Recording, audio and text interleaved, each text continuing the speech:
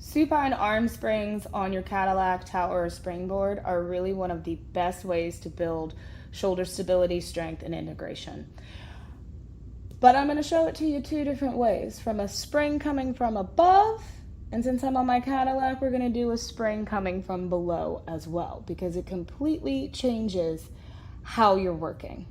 Now, if you're coming from spring above, those of you who have reformers with risers and you're bringing your ropes all the way up high, this is simulating that, okay? So from coming from above, I really have to work through my abs more to, yes, pull the weight of the spring.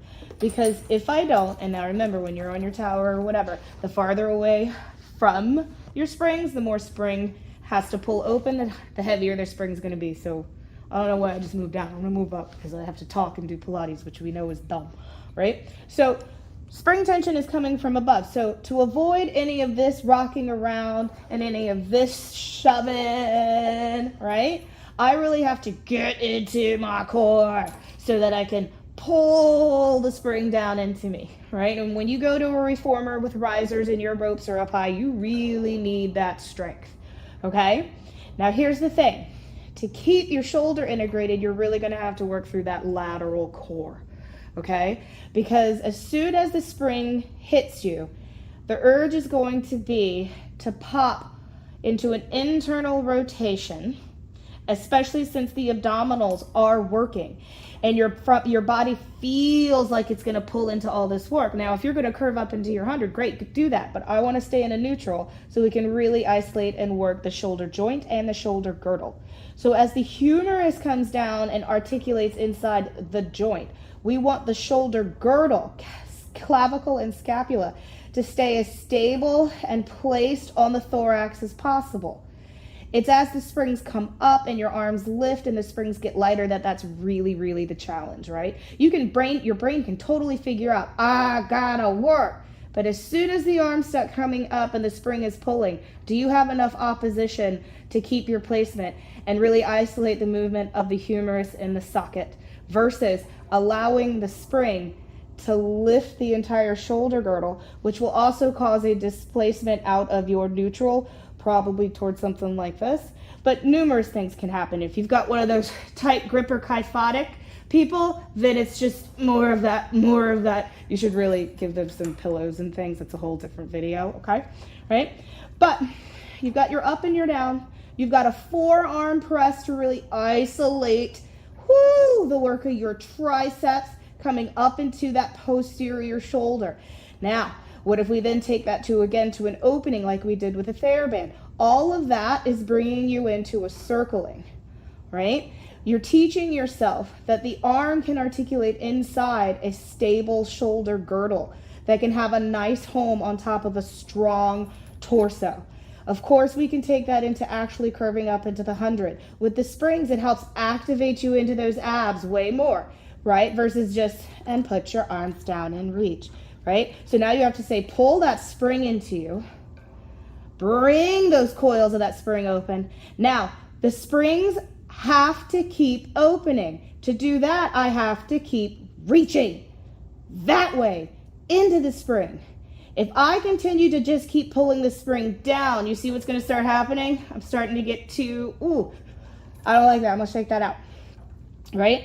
To get the spring to open more, think push the spring out and away from you, drawing you into those abs more. Out I go. Rolling back, trying to leave the reach of the spring out there. Which is why a lot of people might find it easier to do this with the palms outstretched, fingers outstretched, because it reminds you to keep reaching. Okay? Now what if we put it from spring below? So I have placed the arm springs down on the hooks that I would place the tower springs for spring below work, okay? Now, this is more like what a reformer that does not have risers, whether it has ropes or leather, it's probably gonna be leather, because it's coming equal to your shoulders, if not mounted slightly below the shoulder blocks. So you are really bringing the spring up from underneath of you. And if you think it took a lot of core work to bring it from the top, watch what happens. watch what happens, right? Because I'm already heavy underneath. Now I'm more heavy underneath, right? So what this is first going to expose, that was not the most stylish way to get into it, but you know. What this is first going to expose is how much strength there is in the trap, levator scap, and the deltoid, right?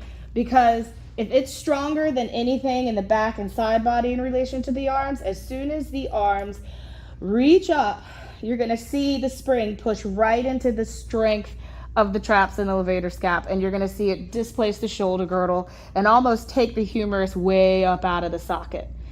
Now here's the thing though, someone who's really tight in the chest, that's really kyphotic and therefore tight in their pecs, might find that to be a nice stretch because it's kind of pushing their pec muscles up and out. But that's not where you want to work, right? That's not where we're going to get our 100, because then you're just like 100. Okay, so here we are. We're going to go up into the spring. Just bringing the spring down, you're going to feel, it's not as hard as when the spring was coming from above. It's really not. Right? I don't need to think, okay, brace my abs and all that jazz, because I'm really just moving the arms in the sockets. Really just moving the arms in the sockets. And it's a little easier because it kind of tells you, hey, don't be here. Don't let the spring win. And you can do a shoulder shrugging, a giving into the spring and a reaching, a giving into it and then engaging all through here. This is really teaching and showing your client what their habit is when they don't have any spring, right? The habit that all of a sudden they get in their 100 and then they're up here and then you're saying reach, reach, and they're like, right? Instead of that feeling of getting around into it. So then you say wrap your shoulder blades. Already went through that, okay? So here's the thing. The minute we want to actually pick up the weight of the 100, now I have all this spring pushing back into me, trying to pull me back down. When the spring was above, I had to pull the spring into me. Now the spring's already pushing into me. It's already connecting into me. And somehow I have to come up into the force of the spring, reach into those arms. And instead of going up and down, I'm going to take an open and a close where I don't give into it and then have to fall back into it. Because here we are with what a lot of people think is the 100. You have to realize that some people are overworking their necks because they think the 100 has to be that open, close, up, down, instead of just keep it in the arms, keep it in the sockets. Let's see how strong we are. Could it go into maybe 100? Not today. I'm tired. Okay? But if you have the ability on your equipment to play with the spring coming from above and the spring coming from below to get that different challenge in your core, but also to really give you a good sense and feedback of how to get pulled into that connection and how to reach into and push into that connection, when you take the springs away, bam, the head just floats. Now, what if you're on a moving carriage?